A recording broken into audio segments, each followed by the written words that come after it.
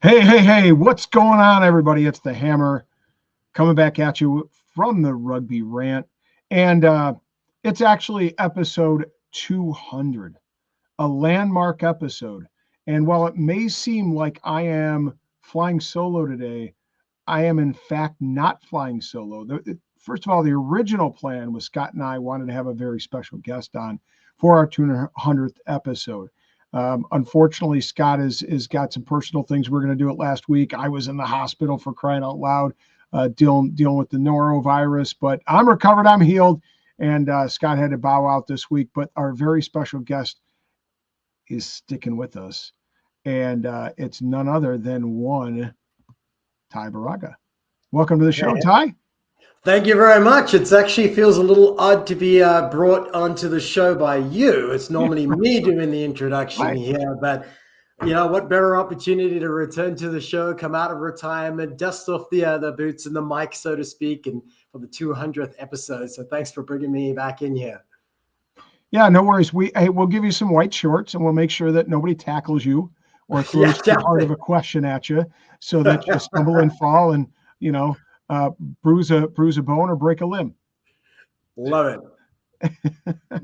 So folks, we have an interesting show on tap for today. Again, like I was saying, the plan was to have all three of us and kind of have a reunion of sorts, because Ty was going to make some time for us, and life caught up with is catching up with every one of us. Rob, it's actually quite funny though, because we're going to be talking about the show and how it's evolved. But one thing I want to be able to point out, you and I being here and Scott not being here is just the same story, the repeating itself, because you can only have two of us in a room at a time. Right? That's right. True story, folks. We have tried numerous times to be able to get all three of us in the same location, but it's never happened. So this is just true to form. Right. One time, Scott came in for the New York game and stayed at the house here, and we got together for the first time in person, in real life. And then for the 2023 final, Ty drove in. We did some work, pregame work, and he stayed at the house, and we enjoyed the final together and met for the first time in real life. So it's true. Really, it's you and Scott can't be in the same place at the same time. I know, that's probably a fair point there. That's kind of on par with what today is really about, right? Talking about the history behind the show and how it all came together. And here's me taking the lead here again. I hand it back to you. Well, it just comes so natural for you, right? I mean, it's something you did for so long, for 3.5 years. And it's kind of what you did for your semi-professional life, working with Glendale Raptors and doing some work for USA Rugby yourself, and of course all the work that you did on the show, and then even in some of your other professional endeavors, with being you were an auctioneer for quite some time for art auctioneer, both on cruises and then doing other work outside, within that realm, within that landscape. So it's something that you're very comfortable and natural at doing, for sure. Yeah, well, you give a guy a microphone, and if he's got the experience as an auctioneer, you just can't take it away. You can't take it away. Give me a stage and I'll perform. Yeah, that's right. There's no hooks around here. I can't give you a hook. Right. So, folks, like Ty was saying, the show, what we have on tap for today, we're going to do a little bit of an around the pitch. Each one of us brought something to the house here to talk about and around the pitch. And I think there are some two really salient and important elements that we're each going to talk about independently. And then we're going to come back at you with a discussion of the evolution of the show and kind of interweaving the evolution of the show, how this show came about, where it originated, how it started, some of the ups and downs of the process, some of our favorite points over the 5 years that the show's been in existence, but also weave in there talking about just where has rugby come as we looked at rugby through our lens as the Rugby Rant. And it would be really interesting to get some feedback from some of you fans that are watching, as to what you've seen as a result of, our show and what we've done and how we've tried to deliver rugby to you and draw fans in? Because remember, it all starts with growing fans or growing rugby one fan at a time, shall we say? So something really near and dear to our heart, and how has it again had an impact upon you and changed perhaps how you've seen rugby? So we're going to get after it here, folks, in just a couple minutes, but we're going to hear initially a word from our sponsors.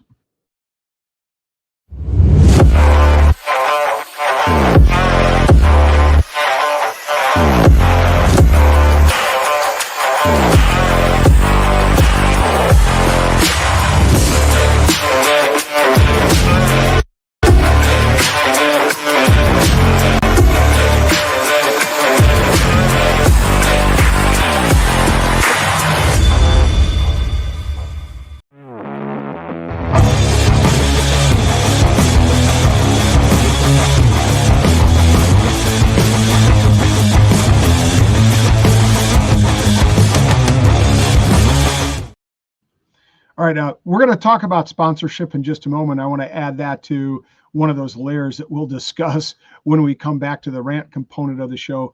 But like I said, want to touch upon around the pitch, and I know Ty has something pretty important that he wants to talk about and at least make everybody aware of. Yeah, absolutely. And again, thanks for the stage. But the big stage is really the Rugby World Cup, and that's the top prize in rugby and all around the world. And the next edition, of course, is in Australia, 2027. While typically we might pay attention to the powerhouses of rugby, those tier one nations that we often refer to them as. But I feel like the unsung heroes can often fly under the radar. And I want to be able to take the opportunity to highlight that as we step away from the traditional powerhouses and focus on those up and coming emerging nations. And this means countries like Spain, Portugal, and Romania, who have all recently qualified for the 2027 Rugby World Cup, which is fantastic to be able to see countries like these continue to perform at the highest stage possible for rugby, because without that experience, they wouldn't have the opportunity to grow. And in some cases, they're returning to the stage after a very, very large absence. In fact, I believe Spain being one of those, their last edition, their last visit to the Rugby World Cup was way back in 1999. Now, for those that do remember, they narrowly missed out, and only because of a technicality at joining the 23 Rugby World Cup, because of an eligibility clause that was enabled where they had fielded an eligible player in their international side that led to them actually qualifying, that was then led to their disqualification. So they'll definitely have something to prove this next time around as they continue to be able to grow and stamp their authority on the world circuit as a rugby nation, true, and can tackle any nation out there.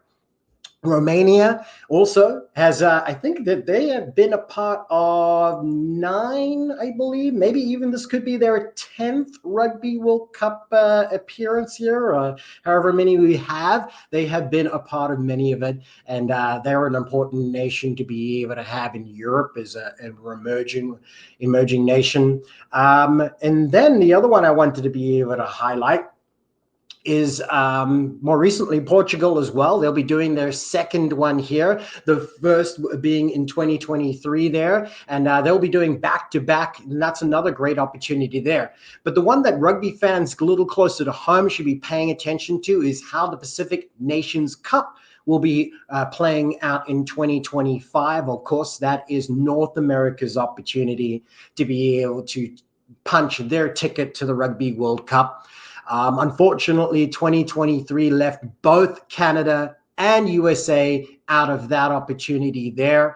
So we'll be, of course, trying to be able to rectify that with 2027 on the horizon. They have a mountain to be able to climb, but they've definitely got something to prove and the grit to be able to do it, as we see new leadership, new blood being introduced, and we've seen the positive results there. And I'm sure many fans back here and, of course, in our neighboring country of Canada will be focused very closely on the performances in the nation Nations Cup, where it will be actually hosted on American soil, perhaps an advantage. I don't know.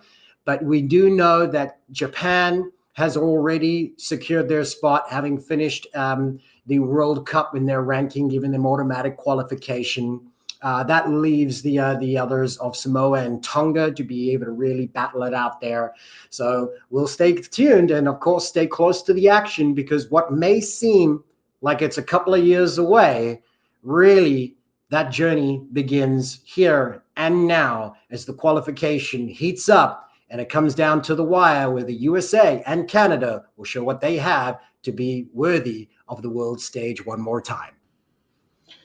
Yeah, I think that was a really good analysis and breakdown of where things are at as we start to head closer to 2027. And obviously, we have our eyes set on qualifying ourselves, because that's a stepping stone to 2031, as we're all waited with bated breath, about the World Cup coming right here to our shores. And we need to be ready, not only as a rugby public, but also, from a national team side, of course. So great points. I think important for people to be reminded of, because it's right around the corner, and we need to get some yeoman's work done so that we're ready to host everybody here in 2030 and 2033, by the way. For sure. Yep. All right.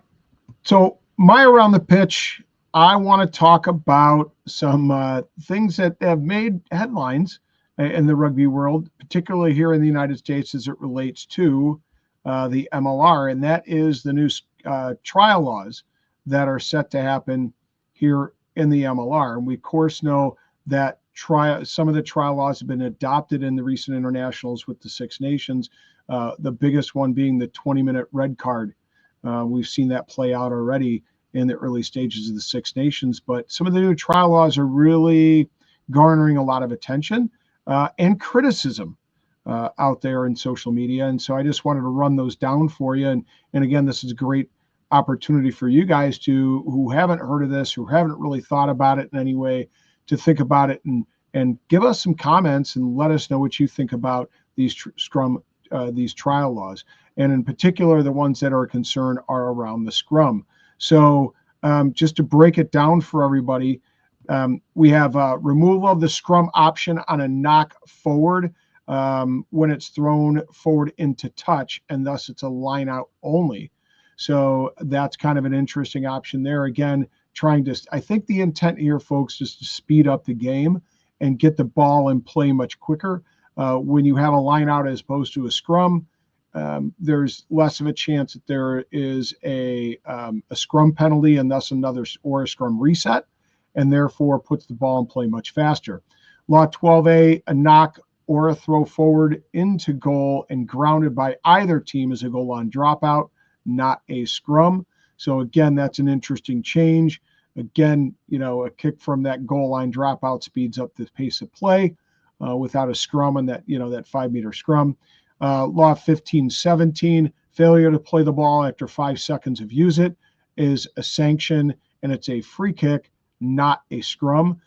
This, we already know about the use it. It's actually come into play in the fall internationals a number of times, and some frustrated scrum halves have shown their exasperation with an official, and there's been some critical points in which it has impacted play a little bit, but nevertheless, that's an interesting one where it's not going to be a scrum, it's going to be a free kick, excuse me. And then law 1617, unsuccessful end to a maul, the sanction is a free kick, not a scrum. And again, I think a lot of fans out there have been lamenting it, particularly some front row forwards, because they're concerned about loss of jobs, are really concerned about taking the scrums out of the game, and they believe that it's a very integral part of a game, and it gives some teams who are bigger in size more of an advantage. And I think about, for example, one of those teams being South Africa, and I know Ty is very sensitive to this, because of course they have the bomb squad, and South Africa really relies upon that second unit to come in and fresh scrummagers on the world stage there. And so I'm kind of curious what Ty's thoughts on this are.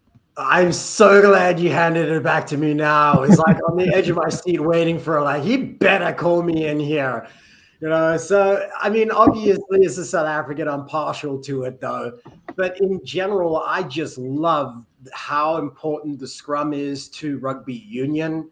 And the farther along we go to being able to remove it, the closer we go to playing rugby league. Yes, I know that that might be an argumentative point, but really the scrum is an underrated tool and skill. And until you, as you pointed out, been in the front row or the tight five or been adjacent to it, you really don't understand the complexities of it.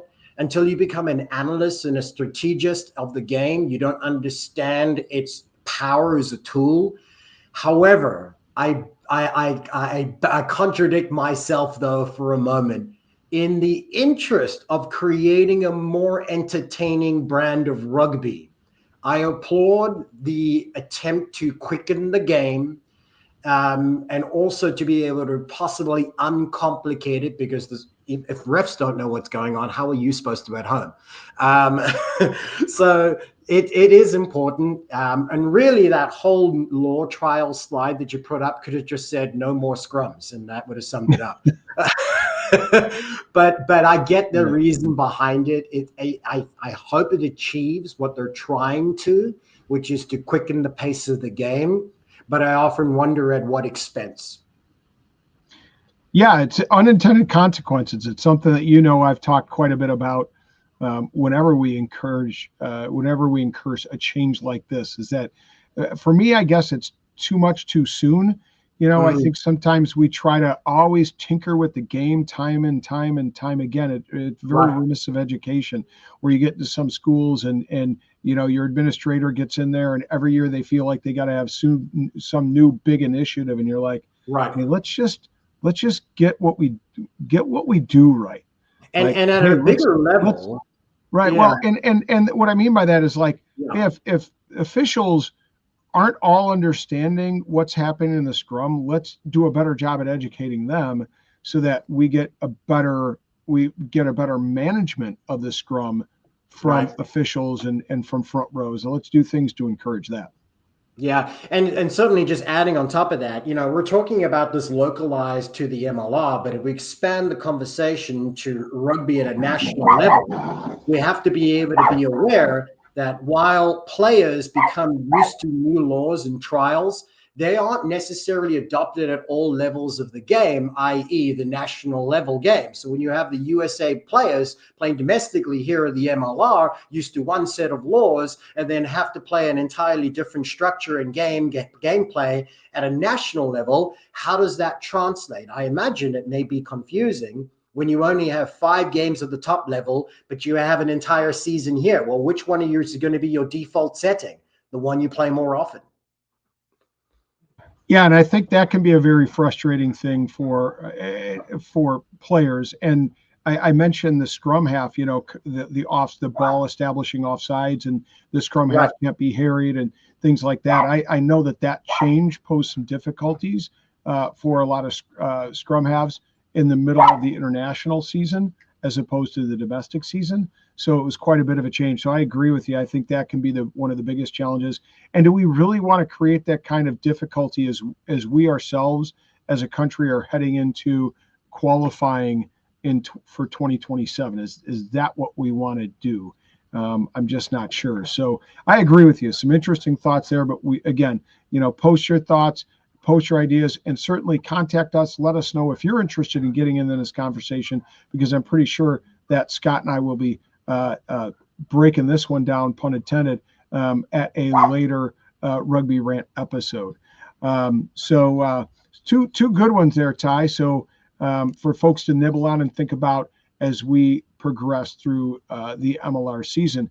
But again, we're going to talk a little bit about what's happened over 5 years through the lens of the Rugby Rant. Clearly, my dog is ranting and has some things to say about what's going on. So I know Nola can't wait to get after it. I know Ty and I can't wait to get after it. So we're going to do that. And don't forget to get yourself in the Super Brew Challenge here.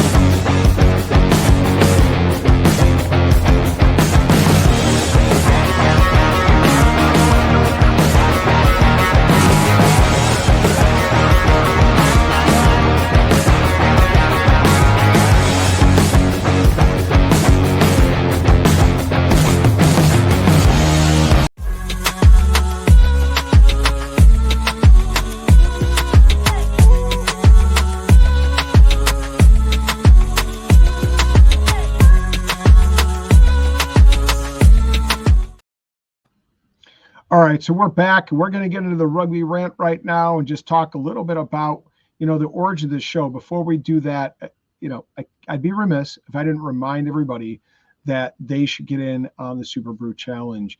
Again, you go to, you download the app for Super Brew, use the search term Seth Malt, and you can get yourself involved. We have almost 100 players right now that are involved. And here's the important thing, folks. This season, we have some great prizes. We, of course, every year, and we're going to talk to Ty about this a little bit because it ties into the origins of our show. But this year, it's really cool because, as in past years, we've had a weekly winner, and that weekly winner has won a prize. And you don't have to. You could win one week and never play again for the rest of the 18 weeks, and you can still get in on the prizes, or you can come in late and still win some prizes. But we have the weekly winners. This year's weekly winners are getting an $80 Macron hoodie, courtesy of the Rugby Rant and Macron. It's going to be a Rugby Rant branded hoodie. It's going to have a cool saying on the back, and you can even get your initials on there just below the Macron logo. So that's a weekly prize that we're giving away. And then we have some great end of the season prizes for those people that stay consistent, stay involved, have a little luck, but also probably project a little skill. And they're going to get some great prizes as well. And we've got some good ones on store. They'll be announced as soon as we have them in hand. But on that note, Ty, since we're talking about the origins of this show, how did the Super Brew Challenge come about? This is what I think the 4th season we've done the Super Brew Challenge. Yeah, absolutely. But before we dive into that, I want to clarify something. I'm allowed to actually win prizes this year, right? You are, yes. So you'd actually have to really make sure you're engaged in the MLR action this year. I'm coming off to one of those hoodies, okay? Yeah. So wouldn't that be special? Obviously, it's a great fun thing to be able to participate in, and I think that's kind of really where we wanted to be able to look at it and how it came about in its origin. Is we wanted to be able to keep fans engaged. It's kind of been a center of what we do. We felt like that fans are really some of the greatest assets we have to rugby in North America, and keeping them engaged in a fun, interactive way. That was approachable and easy. Super Brew is that. I believe you were the one who first brought it to our attention, but when we were doing it, it was a wonderful way to be able to connect with fans, the banter that came from it week after week. I mean, between the three of us, yourself, Scott, and me, we would compete against each other, but we would also have a Rugby Rant one, which quite often did the worst out of all of us. Right. Usually, because I try to, when picking it, we try to throw a curveball in there and maybe catch lightning in a bottle with one of the teams. Our real picks was for us, and we're like, let's just pick the one that we wouldn't have picked over here, just to balance it out a little. Right. I know it allowed us the freedom to not to feel like we didn't have to pick our favorite team. Right. Like, you tend to do as a fan, right? You never want to pick against your own team. And so it allowed us to pick against our own team when conventional wisdom might say that's the best idea. Right. But with the Super Brew, though, it's been wonderful, not only for the fun factor that's in it, how interactive it is, how easy it is to participate, but how great it was to be able to get the backing of our partners and sponsors at the time, which really kind of legitimized it as a true competition with something in it more than just the bragging rights, that you got the opportunity through first, I believe it was the Rugby Shop, and then it was Rugby Now. So it made it, that everybody had an opportunity to get something out of it. And it became such a great tool for us to be able to talk about our picks each and every week. It kind of drove some of the content in the show as well, because it gave us a chance to talk about the upcoming fixtures and then highlight the successes from the previous weekend as well. 100%. So, folks, jump on. There's still time. You can still get involved. You can still win, one of those. Like I said, in this case, you don't have to buy anything. You're going to get a free hoodie. It's a cool piece of merch. Has a cool saying on back. And it says, if you don't want to get punched in the mouth, you should play table tennis. So I figured that was pretty apropos for a show called the Rugby Rant, right? So at any rate, get in on the action while you still can, while you can still win some of those prizes, those fabulous prizes that will be announced soon that are coming your way if you are one of top 3 winners at the end of the season. But let's get into the show, Ty. And one of the ways I want to start talking about this show is its origins. And what I don't know that everybody understands is just they might have heard the story of how the Rugby Rant came about, but I'm not sure they understand where the seeds germinated from. And I think having you on to talk about that just for a couple minutes is kind of important for understanding the origin of the show. Yeah, absolutely. And it was all kind of just organically came about. And if we go right back to the beginning, I came to the US and in 2019, it was late 2019. And, you know, somebody who was new to the land, I'm like, well, how do I connect with rugby people? So I started connecting online, try to learn more about rugby. Where is rugby in America? I discovered that there was a professional league recently started, and that, of course, was the MLR, very much in its infancy. So I decided, okay, you know what? Well, let me dive in head first. And I found that this has always been a passion of mine. So let me use my passion to connect with other people, and I'll get to be able to network and have like-minded people to discuss something I enjoy with. And that's where I actually just use social media.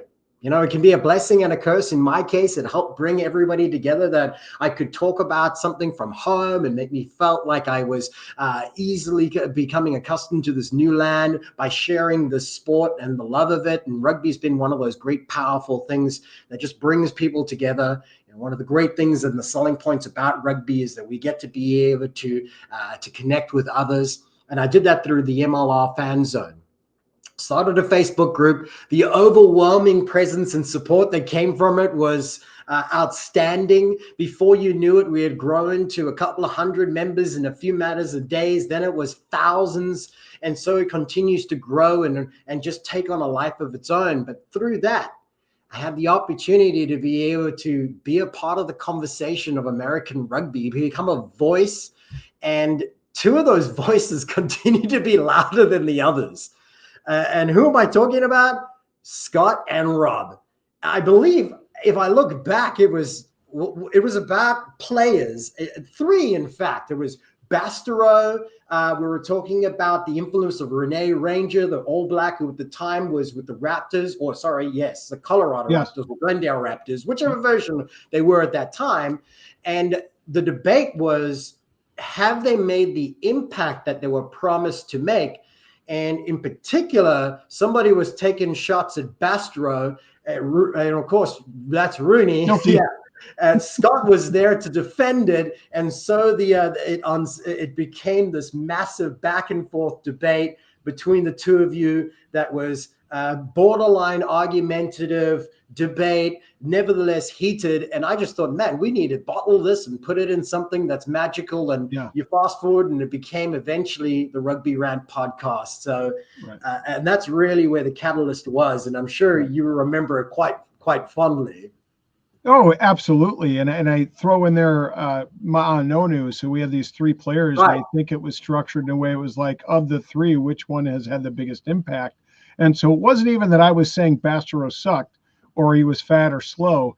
It was simply that I was saying, look, of the 3, I think he's had the least significant impact upon his team. Right. Scott was upset. Of course, that was close to his bone because, Bastereau was playing in New York, and Bastereau had to switch positions because he had a number of injuries. Get heated about rugby at all. Right. Especially in New York. Right.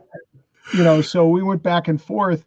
And what I think for me has always stuck out as a rather salient and an amazing point was, when I think about COVID that happened in 2020 and things shut down in round about March and April and May. And I think about, well, how did it change our lives? And so much of it is negative. So many of the changes of that COVID brought about was negative. But I think for me, I was able to see a few positives and pull out a few Absolutely. positives from COVID. And this was one of them. I'm not sure that our show develops if COVID doesn't hit at that time. I 100% will agree with you there. And it's really how I personally changed my focus from rugby. And I should kind of rewind a little bit here. And one of the great people I met through rugby and its greater rugby community online was Dallin Stanford, who, as Right. you know, and many of our fans will know, was actually a big important part of us kind of launching the show as he joined Right. us for the very first episode. And for those Well, of you and who watch he the video, gave us legitimacy, right? I mean, that's why right. we pursued him so hard, right? Yeah, and at the time, he was already a very successful commentator, announcer at all different levels of the game here locally, but also internationally. Right. And now, of course, we know that he's reached the heights of being an announcer at the Rugby World Cup on several occasions, and at higher games too, including the semifinals. And at one time also got the opportunity to commentate for his home nation, South Africa, not also at in the 15s, but at the sevens game too. So bringing him to the show in our first episode, as you said, brought a little bit of credibility to us, because while they didn't know who we were or what we did, they recognized the voices of Dallin Stanford. And that was something that he lent to us. And he was only with us for the one show, but it gave us the opportunity to be able to jump out onto the rugby scene and be taken a little bit more seriously right from the get-go. And Ty, I'm going to double down on why COVID played such an important role in the development of the show, is because, like, keep in mind that Dallin was really busy before things shut down, right? And when things shut down, sports shut down, there's no in-person games, there's no announcing gigs. And he's kind of left sitting there going, what the hell do I do with my time? He's out there in LA with his wife. And we kind of invited him. I remember he was commentating with like people in their average day life, like picking their groceries out of their car. I just couldn't take the commentator away from the action, from like rear window except front window, and he's watching people walk by making some commentary. You still got to hone your skills and practice wherever you can. I'm so glad you mentioned that, because I do remember that component. It's like, Dallin, we got to get you something else to do, mate. Right.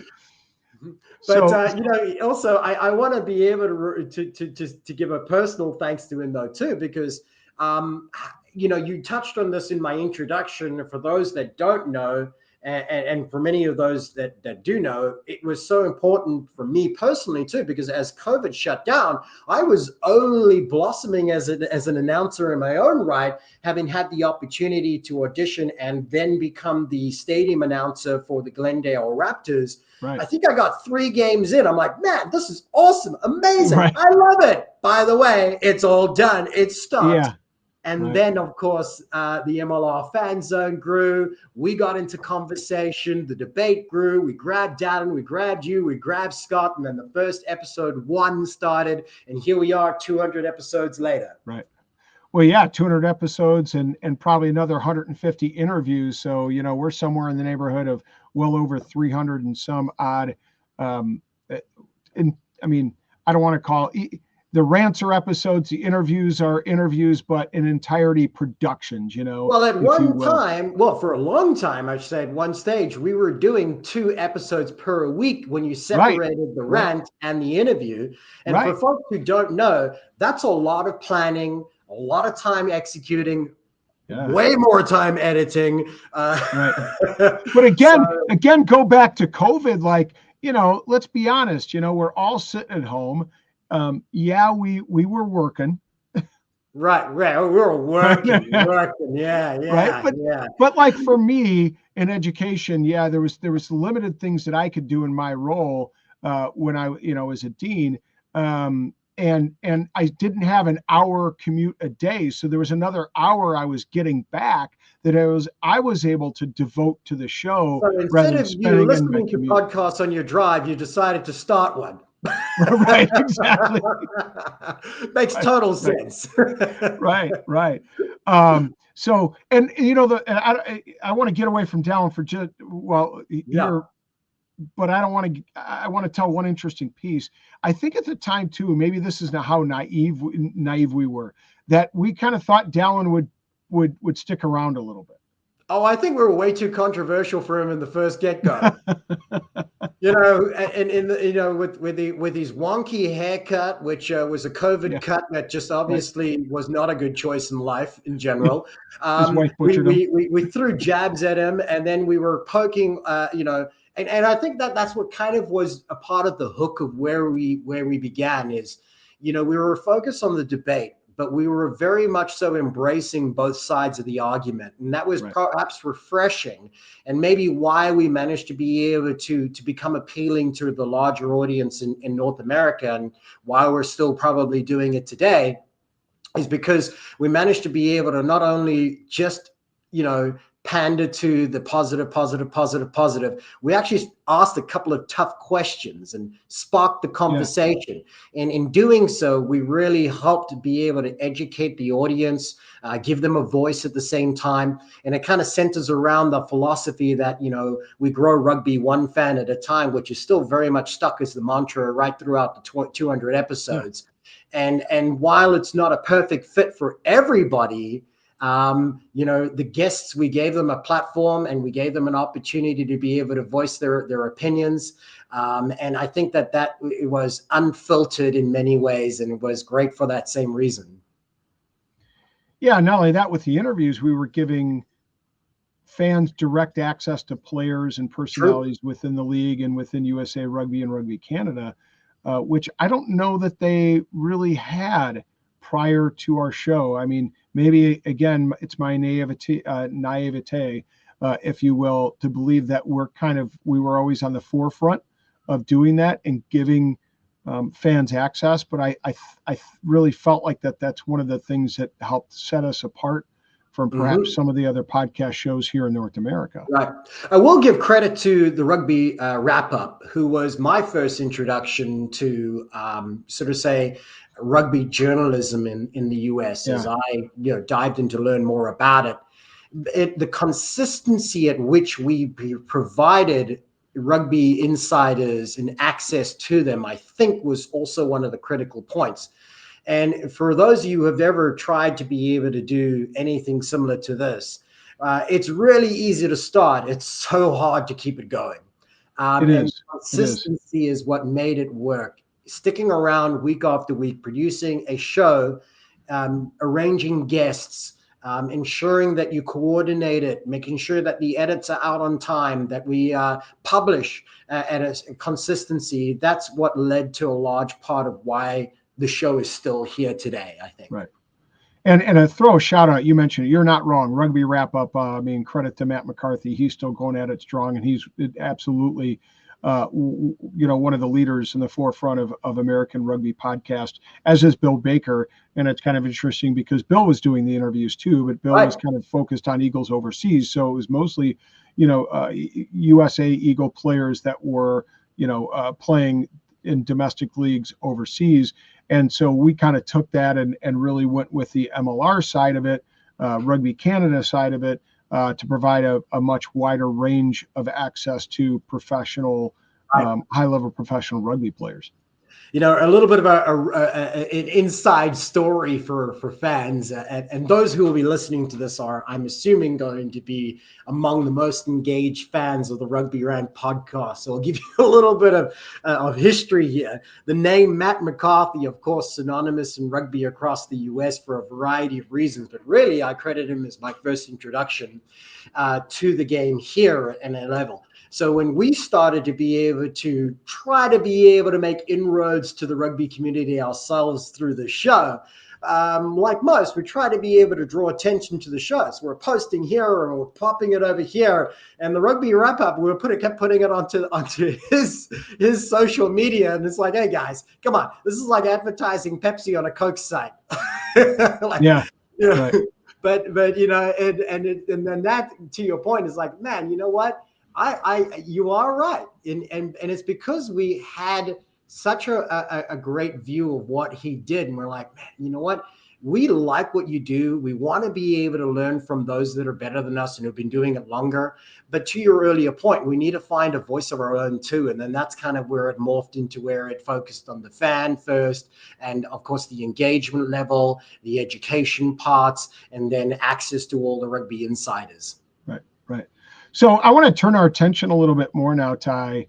And again, having been on that journey for 3.5, almost 4 years of a 5-year journey, can you remember some more salient or poignant moments? Perhaps maybe we'll start with the lows first. And we could talk about lows within, maybe behind the scenes too. I'm not Sure. afraid to talk about that. But also some things, again, that we experienced were perhaps points of critical mass for us as we developed and went on that road and went on that journey. What sticks out for you? Well, the first thing is the learning curve, right? We were just trying to be able to figure it out. I mean, I had to basically teach myself how to be able to edit. Likewise for you, we knew nothing about it. So it was a steep learning curve. But I think one of the greatest challenges is when we had so much energy and passion, and when we kept knocking on doors for opportunities to be able to interview rugby players, coaches, insiders in general, administrators, and we kept knocking on those doors. And we kept knocking on those doors, and we kept knocking on those doors. And I feel for the longest time, we struggled to be able to let those doors open just even a fraction to give us the opportunity to be able to give our platform, our space to the MLR and get them to recognize that we're there to try and spread the gospel, kind of make sure that we help you build the profile of the game in the way that we know how, is to engage fans. And they're such a critical part of it. But I think that when we got to that point, those lows of just persisting and pushing through and trying to make the contacts, get with the right person. And then eventually it came out to the high, which is to be able to have George Killebrew, the then commissioner of the MLR, join us for the preseason, chose to be able to join us for a full-length interview about the upcoming season. And then again, at the end of the season, to give us the opportunity to recap the successes versus failures and talk about the trials and tribulations. So, we had many struggles along the way. And I think that looking back, it was first getting the rugby professionals to recognize what we're trying to do is to help them. And while we may, of course, end up engaging in very heated debates, at the center was the focus to support the game and to help grow it.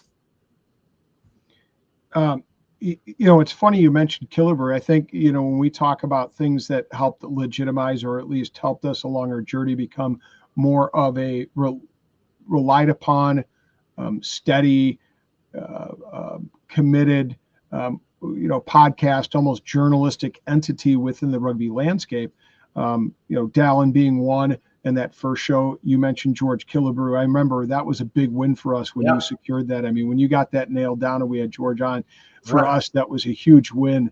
And I think it was really for you, we got our first coaching interview with Nate Osborne, because, of course, you're Mr. Nola. So much so that you named your dog by the same name. Yeah, right. So clearly you're a fan. Right. And then Gary Gold. Right, to be able to have the U.S. national team coach the first time, having him on the show again, that was a big feather in the cap. So some of those things for us we had really stretched to where we wanted to be at, where we wanted to get. It was a recognition of all the hard work that we had all put into this endeavor. Right. Pretty amazing stuff. And I want to throw a shout out while I can to Nick Feeks. I think he was our first interview ever. Was he the first interview or first player interview? I thought he was the first interview. You're probably I would think you're probably closer to correct than I am. Yeah. So I think he was our first interview because I had some connection with him because of LU and of course, the Gold. And then that's why I'm remembering Nate Osborne as the first coach then. Right. Exactly. I want to kind of harken back. There were two things that stuck in my mind. And one of them is the MLR Fan Zone was humming along, and we were really using that as a vehicle to launch the podcast, right? Right. To connect with fans, because we had somewhere in the neighborhood of 2,000 or 3,000, followers, or you had that many followers. And you remember what happened all of a sudden, one day we found out that the account had been hijacked. Oh, geez. As you were saying this now, I was thinking it was going there. And I'm glad you brought it up because Yeah. I hadn't, missed that. But yeah, that was definitely one of the lows. But again, it turns into a high. Right. So for those of you who don't know, yes, the MLR Fan Zone was a wonderful opportunity to connect with our community online, rugby fans from across the nations. And we had people from all four corners of the globe just looking into the conversations we as fans were having, interested in the growth of American rugby. And then we were focused on the MLR, did of course at the time include the Arrows, so we extended it to Canada. But overnight, one time, just trying to log in, gone. All of it gone. And actually, here's how it actually happened. I don't know if you remember this part. Dallin Stanford's name is going to come up again because it was a copied profile. I was social engineered. They actually then copied his profile, made it a direct copy, used the photo taken from his profile. Then I got a friend request. I'm like, oh, yeah, okay, great. Of course, I know that's strange that I'm getting a friend request from a friend. Absolutely. Except, okay, requested to be an admin. Sure. You know what, Dallin, you've helped us out. Absolutely. Request. Immediately, all the credentials are taken, whipped away. I did not know that part. You didn't know that part? No. Oh yeah. So Dallin was single-handedly the hand that helped us rise and inadvertently in our demise. That's so funny. I didn't know that. But yeah, I think that was one of the things I think for me that stood out. Like it was crisis mode for the three of us for I was probably totally 48 panicked. hours. I had to start a new group because now the tactic is the ransom, right? They want you to pay them X amount of money for it. So here I am, which we had none. Yeah, exactly. I'm like, you're barking up the wrong tree, dude. Right. First of all, there's no money in rugby, and there's certainly less money in rugby podcasting. In fact, I think at the point you were paying to do it. Right. So not only in time, but in the funds and everything else. So, but here's how it came to be that we managed to turn that negative into a positive, because the one thing rugby players and the community and everything do is we stick together, right? We love our own, and we make sure we got each other's backs. And we had fans step up. And as I opened up the new group, abandoning the old because I just didn't want to go through the hassle of trying to retrieve it, although I did try, didn't work out. We've all got our stories of why we don't like Facebook, but it was the place that was the home for it. It was the logical place to restart it, opened it up, the new group, and within a week or two, we ended up with very similar numbers that what had taken more than a year to achieve previously in the former group. We did almost overnight in the new one, as people from all four corners of the the online world galvanized and just all directed the energy and traffic to that one place. So it was amazing to be able to see. Yeah, and it allowed us an opportunity too to kind of hit the reset and rebrand and figure out how we were going to work the show into a greater brand without really violating MLR, copyright infringements and logo infringements and things like that. If you recall, that we really had to be rather careful because we'd started to get enough traction at that point that we were garnering attention of the league. They knew we existed, they knew our relevance, and we just had to be careful about how we danced around with that bear a little bit. Right.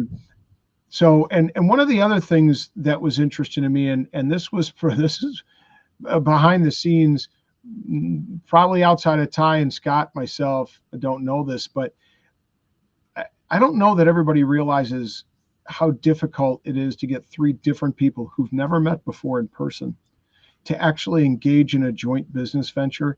And granted, it's not a huge revenue business, but it was something that we had all envisioned at least breaking even, or maybe, paying for our. Well, we got to justify the time we spend on this to our spouses somehow. Right, right. And so trying to get us of a similar mind, get us running the same direction, and creating a like a business entity Right. so that we could continue to do what we do. And there were some really hard conversations that happened along that way, if you recall. Oh, for sure, heated debates, and the passion that we had on screen it was Was even real. more so behind it, and especially as when you put so much time and effort into something, it becomes this wonderful passion project that is a blessing and a curse at the same time, because you love it so much, you're happy to give that time to it, but then you're also fighting to be able to keep that alive, and that And protect it. struggle. Yeah, Yeah. protect it too, and we did have those tough conversations. We had to talk about the opportunity where there's three of us. What is the responsibilities? How do we divvy up the tasks? Scott and I had arguments about this. As you obviously know, you were trying to be Switzerland as much as you could. You are, of course, a really good diplomat as well, and that's the great part that you've played, and kudos to you. In many of those scenarios, you were the one that kind of grounded us both and kept us back on track with what was most important, which was the project that we were doing, which is this today, the product of it. But yeah, it was a lot. And I think that it also just happened to coincide, as you pointed out, with the fact that we were becoming a recognized force. We were being seen as legitimate rugby journalists in our own right. We were receiving media credentials with the league, with the teams. And so we were being taken seriously, and we were also then taking ourselves seriously as well. And that's why we had to have those conversations, as difficult as they were, helped us grow and solidify what we're doing.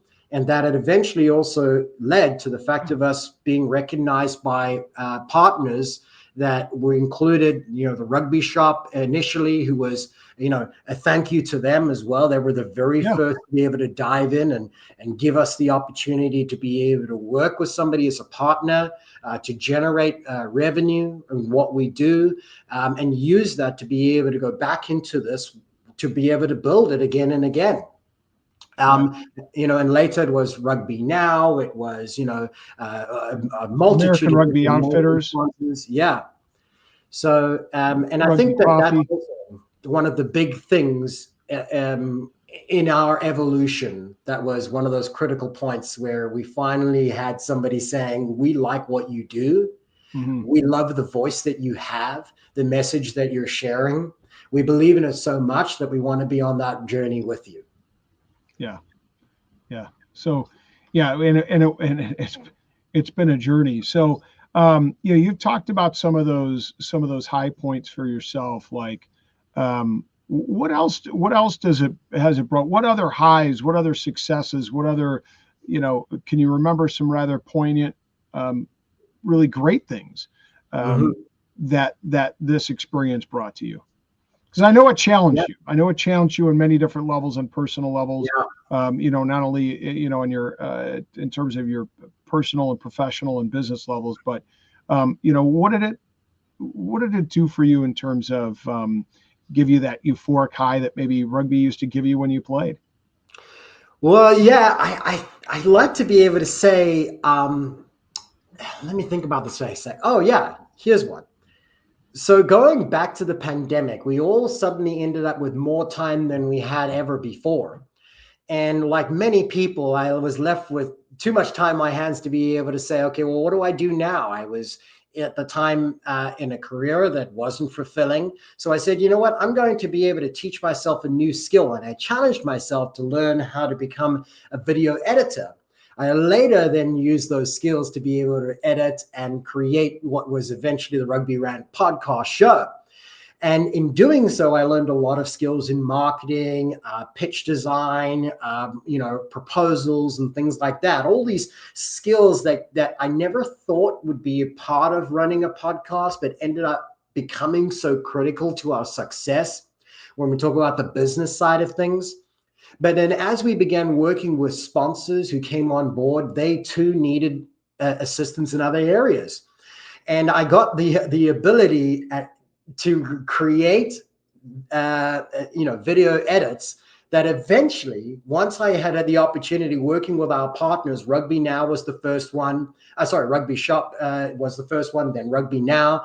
Through them, they asked me to be able to create commercials that were eventually shown on all of the national broadcasts. So whether our games were on, MLR games were on NBC Sports Gold, the local partners in Boston. It was on TSN Network. It was on Fox Sports 1, 2, ESPN. And then I think back now, when I go watch last season, and I'm not sure if it's going to be there this season, but when you see that Rugby Now advert, it is my voice that you are hearing.